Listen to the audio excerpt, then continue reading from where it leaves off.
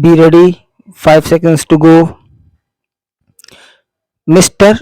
Deputy Speaker, sir, I think the House will agree with me that the Health Minister, while piloting this bill to us, made a very brilliant and studied presentation and explanation on the various provisions of this bill, and I wish to join other honorable members in congratulating warmly the Health Minister for the initiative and imagination with which he has been dealing with these terrible problems.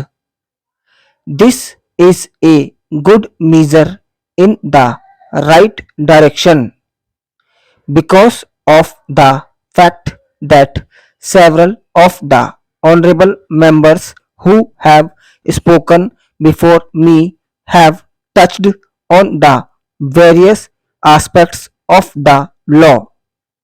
I would rather view this piece of legislation more from human and philosophical angles than from a purely legalistic angle.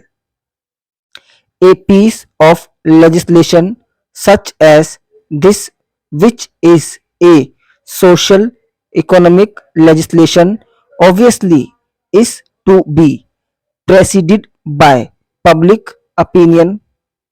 I understand that it is only the pressure of the public opinion which has compelled the government to proceed in the right direction, and they have rightly done, but it is the continuous pressure of public opinion which will make the government find out what are the effective ways and provisions in the legislation and what are the defective things which can be later on removed by further amendments.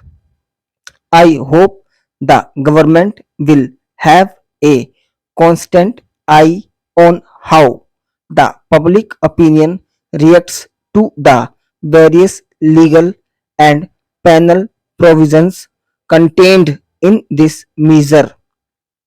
The post-war period, particularly since 1945, has been a period of tremendous advances in science and technology, but the trouble is that though science and technology have advanced, that advance is unaccompanied by an equally good advance in spirituality and truth. When science and technology, unaccompanied by spirituality and truth, go ahead, they create havoc sometimes, and one of the havocs created is what we see today, this adulteration in the spheres of food, articles, drinks, etc. This unsocial attitude and profiteering mentality about which the minister made a very right reference in the beginning of a very small minority has a tremendous impact on a big majority. I should say the entire nation. These unsocial and antisocial attitudes and activities have to go, but they cannot be removed merely by legislation.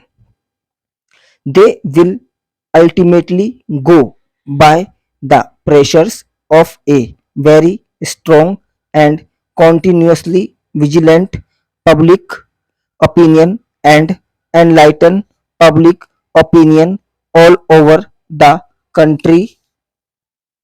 As I said, I was going to view this piece of legislation from a philosophical angle. I feel that today ours is not only an atomic age, this is also an age of indifference. Coupled with that, we now see that it is the age of adulteration, pollution, an age of abject pollution. We find that citizens, even when their interests are concerned, are not interested in trying to eradicate those dangers or defects. Ultimately, the state cannot go beyond a certain point.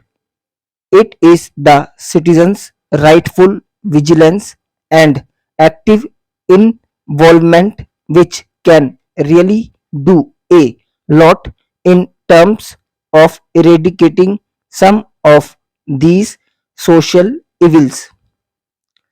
Do we find adulteration only in food articles or only in drinks? I dare say adulteration and pollution are found these days in each and every field. Take the political field, the economic field, the social field, the educational, cultural, literary, and even religious fields. In fact, no field of human activity is today left out where there is not some kind of adulteration practiced. The trouble, therefore, is that when we are sitting in judgment over those food adulterators, we are forgetting that in every walk of life where we have certain things to project or inject into human activity, we are also responsible for a number of such crimes of adulteration.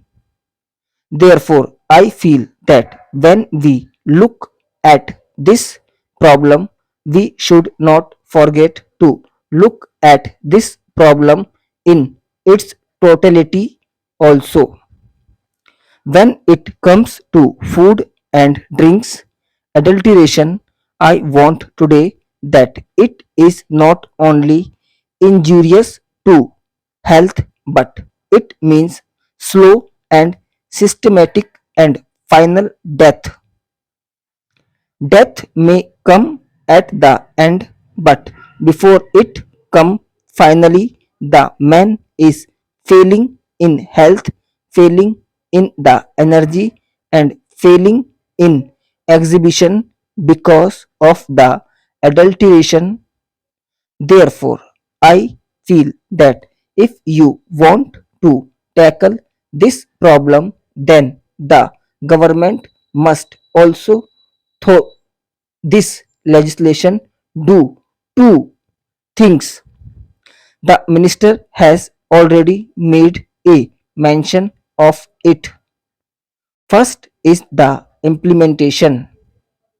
Implementation must be quick and speedy, and he must guard against possible increase in corruption also, because after all, when the state machinery or any machinery for that matter has to implement, we must not empower that machinery with such powers that the honest and the innocent are harassed.